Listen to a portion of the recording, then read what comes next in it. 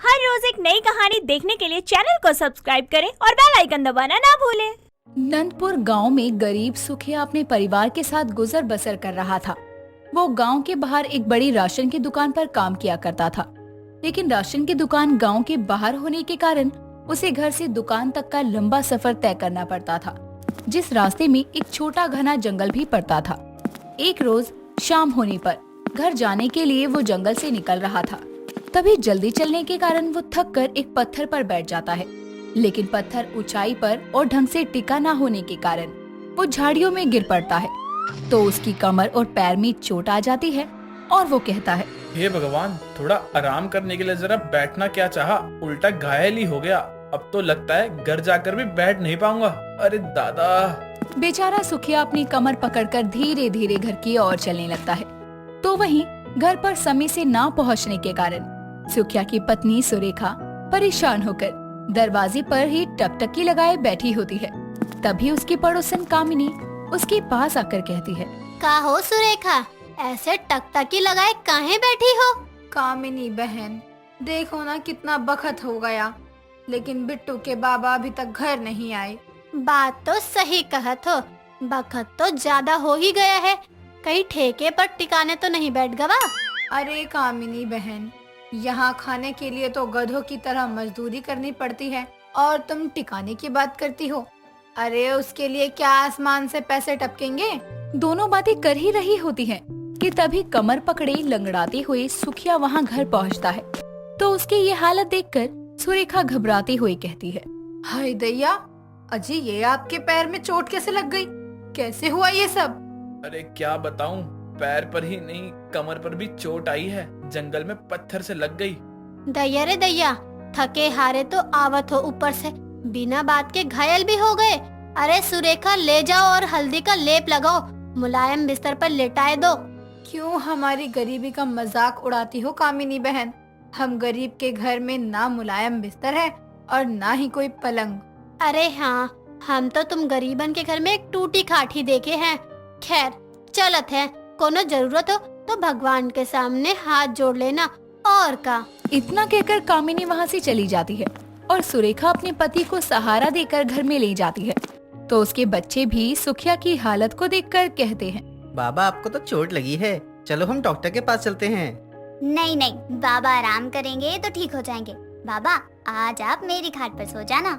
कुछ देर में सभी खाना खाते हैं और सुरेखा सुखिया की चोट पर लेप लगाकर उसे खाट पर लेटा देती है। लेकिन करीब आधी रात के समय उस चरमराती खाट का एक पाया टूट जाता है और सुखिया नीचे गिर जाता है। तभी आवाज होने से सुरेखा उठती है और सुखिया को दर्द में देखकर उसकी आंखों में आंसू आ जाते हैं और वो कहती है, हे भगवान, इस गरीबी के चलते हमारे पास सोने के लिए एक पलंग तक नहीं जिस पर चैन की नींद ले सके।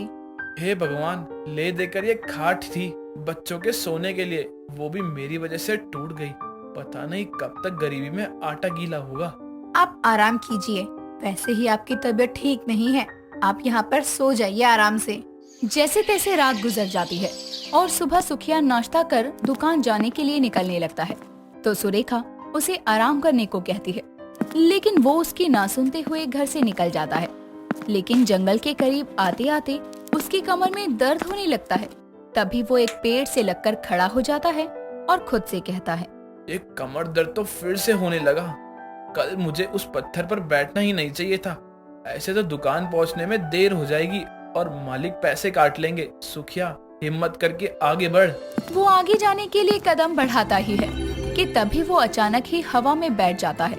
उसे बड़ी हैरानी सी होती है, लेकिन साथ ही उसे किसी मुलायम बिस्तर पर होने का एहसास होता है। लेकिन उसे अपने नीचे कुछ नजर नहीं आता। वो डर के मारे पसीने पसीने हो जाता है और चिल्लाने लगता है। तभी अचानक से उसके नीचे एक सोने का पलंग आ जाता है, जिसे देखकर सुखिया की आंखें चौंधिया जाती है। तभी उस सोने के पलंग से आवाज आती है, सुखिया डरो नहीं, मैं एक जादुई सोने का पलंग हूँ। तुम बहुत थक चुके हो, कुछ देर मुलायम बिस्तर पे आराम कर लो। सपने का पलंग, वो भी मैं जादुई? मुझे तो यकीन ही नहीं हो रहा है, कहीं मैं कोई सपना तो नहीं देख रहा ना। इतना कहकर वो अपना सर खुजाने लगता है। तभी वहाँ पर कुबड़ी बुढ़िया आती है और अचानक ही उस सोने का पलंग एक साधारण लकड़ी के पलंग के रूप में आ जाता है। तभी वो बुढ़िया सुखिया को सर खुजाता देखकर कहती है, अरे बेटा, कौन हो तुम और इस जंगल में क्या कर रहे हो? अम्मा, ये सोने का पलंग तुम्हारा है क्या? सोने का पलंग? कहाँ है सोने का पलंग? अजीब इंसान है, दिन में भांग चढ़ाई है क्या? ये तो साधारण पलंग है। पर अभी तो यहाँ सोने का पलंग, लगता है मैं सच में कोई सपना ही देख रहा था। कुछ नहीं, मैं तो यहाँ रोज से आता जाता हूँ, लेकिन आप इस जंगल में कैसे? पास के गांव में अकेली रहती थी बेटा, थोड़ी तबीयत क्या बिगड़ी, वहाँ के लोगों ने मुझे छुआछूत की बीमारी है समझकर मेरे सामान सहित इस जंगल में लाकर पटक दिया। मेरी मदद कर बेटा, मुझे किसी पास के वृद्धाश्रम पहुँचा दे। हाँ हाँ, क्यों नहीं अम्मा, लेकिन ये पलंग? ये मेरा ही है, लेकिन इस बुढ़ापे में मैं खुद को संभाल नहीं पा रही, तो इसे अपने साथ लेकर कहाँ जाऊं? इसे यहीं रहने दे, कोई आता जाता जरूरतमंद ले जाएगा। सुखिया उस कुबड़ी बुढ़िया को वृद्ध आश्रम पहुंचाने निकल जाता है। साथ ही उसके साथ जो कुछ भी हुआ उसे एक सपना समझकर उस पर ध्यान नहीं देता, लेकिन उसके जाते ही वो पलंग जंगल से गायब हो जाता है। उस बुढ़िया के चक्कर में सुखिया काम पर देरी से पहुंचता है, जिसके कारण उसे अपने मालिक से बहुत सुनना पड़ता है। शाम को जब वो घर के बाहर पहुंचता है तो देखता है कि उसके घर के बाहर लोगों की भीड़ लगी है। तभी पड़ोसन कामिनी उससे कहती है, आ गए सुखिया भैया, तनिक देखो तो सही तुमरी बीवी को, दिमागवा चल गवा है, जो कबाड़ी वाली की दुकान से इस जर्जरवा पलंगवा सस्ते में उठा लाई। पलंग? बाबा बाबा देखो, माँ पलंग लाई है। हाँ बाबा, इस पलंग पर हम चारों सो सकते हैं। आओ आओ जल्दी देखो। दोनों बच्चे सुखिया को घर के अंदर ले जाते हैं, जहाँ वही साधारण लकड़ी का पलंग था जो कि जंगल में पड़ा था। सुखिया हैरानी से घर का दरवाजा बंद करता है और सुरेखा से कहता है, ये पलंग तुम्हें कहाँ से मिला? कहाँ से मिला? अरे कैसी बात करते हैं, पूरे 1000 रुपए देकर कबाड़ी वाले दुकान से लाई हूँ। बाजार से आ रही थी तो इस पलंग पर नजर पड़ गई, पर सोचा थोड़ा टूटा फूटा ही सही, लेकिन घर में एक पलंग तो होना चाहिए ना। फिर क्या, फिर आधे घंटे तक मैंने उस कबाड़ी वाले से मोल भाव किया और 1000 रुपए में इसे लेकर यहाँ पर आई हूँ। बैठ कर देखिए ना जरा। इतना कहकर वो सुखिया को खींचकर उस पलंग पर बैठा देती है। उसके बैठते ही वो साधारण पलंग चमचमाता सोने का पलंग बन जाता है। ये देखकर सुखिया के साथ उसका पूरा परिवार हैरान था। तभी सुखिया कहता है, यानी जंगल में जो कुछ हुआ था वो सपना नहीं हकीकत था। ये सोने का जादुई पलंग है सुरेखा। हाँ, वो सपना नहीं था सुखिया, और तुम्हारी पत्नी ने अपने मेहनत के जोरे पैसों से खरीदा है मुझे। साथ ही तुमने ना जंगल में अपने दर्द की परवाह ना करते हुए, काम में नुकसान को ना देखते हुए उस बुढ़िया की मदद की, इसलिए तो अब मैं यहीं पे रहूंगा। और हाँ, तुम ना मेरे आरामदायक बिस्तर का आनंद ले सकते हो, क्योंकि तुम्हारे परिवार को इसकी जरूरत है। बाबा, ये जादुई पलंग तो बहुत सुंदर और अच्छा है। मुझे तो यकीन ही नहीं हो रहा, लेकिन आज अगर गांव वालों को पता चला कि हमारे पास सोने का पलंग है, वो भी जादुई, तो ऐसा कुछ नहीं होगा, क्योंकि मैं सोने के पलंग के साथ साथ जादुई भी हूँ। मैं अपने जादू से लोगों को साधारण टूटे फूटे पलंग में दिखाई दूंगा, लेकिन मेरे बिस्तर पे बैठने पे ना आप लोगों को मुलायम बिस्तर जैसा महसूस होगा। लेकिन हाँ, मेरी एक बात याद रखना हमेशा आप लोग, जिस दिन तुम लोगों ने लालच में आकर मुझे बेचना चाहना, मैं तो अपने आप गायब हो जाऊंगा। इस तरह गरीब सुखिया के जीवन में जादुई सोने का पलंग आने से सुख आ जाता है। दीप एक सीधा साधा भोला भाला लड़का था, जिसका गुजारा बड़ी मुश्किल से चलता था। बचपन में ही उसके माता पिता का देहांत हो गया था। उसको पाला था तो उसके अंकल दयाल ने उसे अपनी गुंजाइश तक पढ़ाया, लेकिन पैसे ना होने की वजह से उसकी पढ़ाई 10वीं तक ही हो पाई। अब एक 10वीं पास लड़के को नौकरी मिलना तो बड़ा मुश्किल है, इसीलिए उसने अपने अंकल के साथ एक गैराज में मैकेनिक की नौकरी चालू कर दी, जहां काम करके वो अपना पेट पालता। ऐसे ही वक्त का पहिया घूमता है और दीप बड़ा हो जाता है, और एक दिन उसका अंकल दयाल उसे कहता है, बेटा, वर्मा की गाड़ी ठीक हो गई है और उनके घर देकर आनी है। मेरी थोड़ी तबीयत ठीक नहीं है तो तू दे आ। ठीक है अंकल, मैं दे आता हूँ।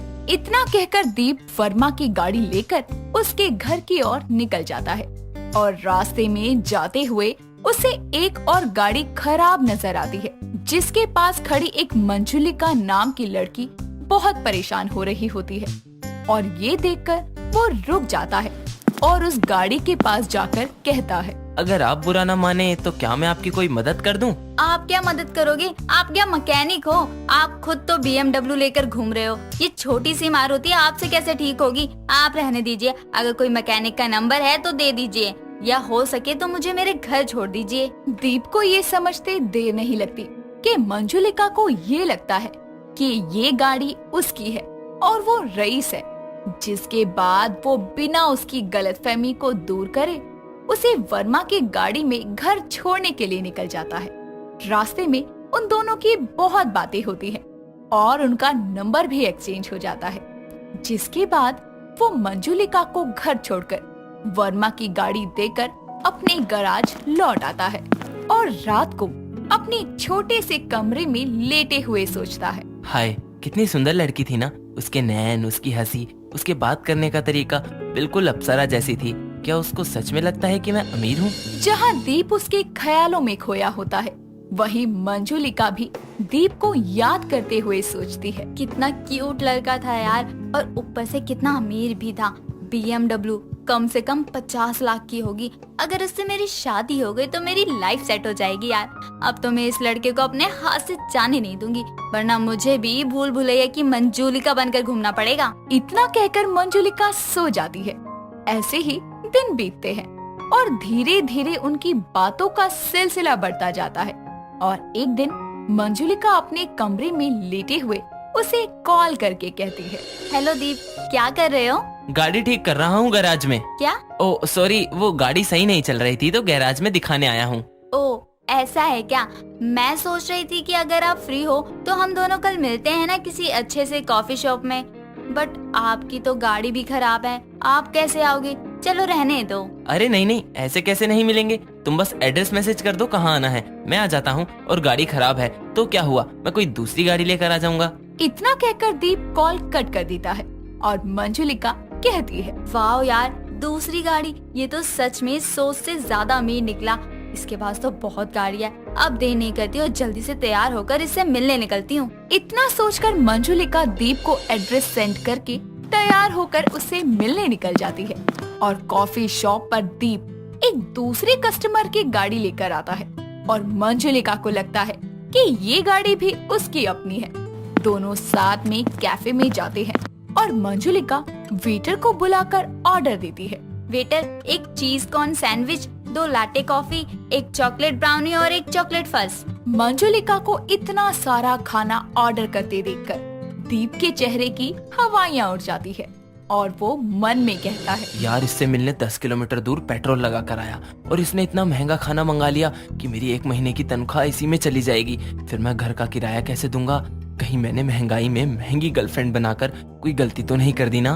दीप को सोच में खोया देखकर मंजुलिका कहती है, देखो दीप, मैं तुम्हें पसंद करने लगी हूँ। अगर तुम भी मुझे पसंद करते हो तो हमें शादी कर लेनी चाहिए। मैं जानती हूँ कि तुम मुझसे बहुत अमीर हो, पर अगर तुम गरीब भी होते तो भी मैं तुमसे इतना ही प्यार करती। क्या मैं सच में गरीब भी होता तो तुम मुझसे इतना ही प्यार करती? यार इसको बता दूं क्या कि मैं एक गैराज पर काम करता हूँ? अरे नहीं नहीं, थोड़े वक्त बाद बताऊंगा। इसके बाद खाना खाकर दीप और मंजुलिका वहाँ से चले जाते हैं और दीप को अपने घर का किराया देने के लिए ओवर टाइम करना पड़ता है। धीरे धीरे मंजुलिका दीप से बहुत खर्चा करवाने लगती है और दीप बहुत कर्जे में आ जाता है। एक दिन उसे ओवर टाइम पर इतना काम करते देखकर उसका अंकल उससे कहता है, अरे क्या बात है दीप, तुम इतना काम क्यों कर रहे हो? कहीं महंगाई में कोई महंगी गर्लफ्रेंड तो नहीं बना ली ना तुमने? नहीं अंकल, ऐसी भी कोई बात नहीं है जो आप समझ रहे हैं। बेटा दुनिया हमने भी देखी है। हम सफर ऐसा हो जो साथ दे और रास्ता आसान बना दे, ना कि जिंदगी में मुश्किलें बढ़ा दे। बाकी तुम खुद समझदार हो। दीप को दयाल की ये बात समझ आती है, जिसके बाद वो मंजुलिका को सब सच बताने की सोचता है और उसे मिलने के लिए एक पार्क में बुलाता है। और मंजुलिका भी अगले दिन पार्क में उसका इंतजार कर रही थी और दीप एक और गाड़ी में आता है, जिसे देखकर मंजुलिका मन में कहती है, ये गाड़ी दीप के पास कैसे? ये तो पापा की गाड़ी है जो उन्होंने गैराज में ठीक होने को दी थी। दीप के मंजुलिका के पास आते ही मंजुलिका उससे कहती है, अरे दीप, आप इस गाड़ी में कैसे? ये गाड़ी तो कहीं देखी हुई लग रही है। अभी इसको बता दूंगा तो दिक्कत होगी, थोड़ा रुक जाता हूँ। ये तो मेरे सर्वेंट की गाड़ी है, आज सब गाड़ी गैराज में थी तो मैं ये ले आया। ये सुनकर मंजुलिका दीप को थप्पड़ मारकर कहती है, झूठ, सब झूठ। ये गाड़ी मेरे पापा की है जो उन्होंने गैराज में ठीक होने को दी थी। इसका मतलब तुम मुझसे अब तक झूठ बोलते आए और तुम कोई अमीर भी नहीं हो। हाँ मंजुलिका, ये सच है, मैं अमीर नहीं हूँ, बस एक गैराज पर मैकेनिक हूँ। मेरे तो माता पिता भी नहीं हैं, बस एक अंकल हैं जिन्होंने मुझे पाला। जब मैंने तुमको पहली बार देखा तो मुझे तुम बहुत अच्छी लगी और मैंने तुमसे झूठ बोला, लेकिन आज बस सच बताने आया था और देखो तुमको खुद ब खुद सब सच पता चल गया। मुझे माफ कर दो, और तुमने ही तो कहा था कि मैं गरीब भी होता तो तुम मुझसे इतना ही प्यार करती। मंजुलिका बिना कोई जवाब दिए चली जाती है, जिसके बाद दीप भी गैराज वापस आता है, जहां उसको उदास देखकर उसके अंकल उससे पूछते हैं, क्या हुआ दीप, तेरा मुंह इतना क्यों लटका है? कुछ नहीं अंकल, एक सपना देखा था, बस वही टूट गया इसीलिए। इतना कहकर दीप वहां से चला जाता है। वहीं दूसरी तरफ मंजुलिका भी अपने कमरे में बैठकर रो रही होती है और उसे रोता देखकर उसकी माँ आशा उसके पास आकर कहती है, क्या हुआ मंजुलिका, तुम ऐसे रो क्यों रही हो? कुछ नहीं हुआ माँ, सब ठीक है। मैं तुम्हारी माँ हूँ, कब क्या ठीक है और क्या नहीं मैं सब अच्छे से जानती हूँ। अब चुपचाप बताओ क्या हुआ है। अपनी माँ को मंजुलिका सब सच बता देती है और ये सब सुनकर आशा कहती है, देखो बेटी, उसने तुम्हारे साथ धोखा तो किया है, लेकिन उस लड़के की हैसियत ना होते हुए भी उसने तुम्हारी सारी मांगे पूरी करी। महंगाई में महंगी गर्लफ्रेंड रखना कोई आसान काम थोड़ी ना है। उसने ये किया तो वो सच में तुमसे प्यार करता है, बाकी तुम्हारी मर्जी। मंजुलिका को अपनी माँ की बात सही लगती है और वो हर वो पल याद करती है जब दीप ने अपनी हैसियत से ज्यादा उसके लिए जतन किए थे, जिसके बाद वो दीप के पास गैराज पर जाकर उससे कहती है, दीप मुझे माफ कर दो, मैंने गलती कर दी जो तुम्हारे प्यार को समझ नहीं पाई।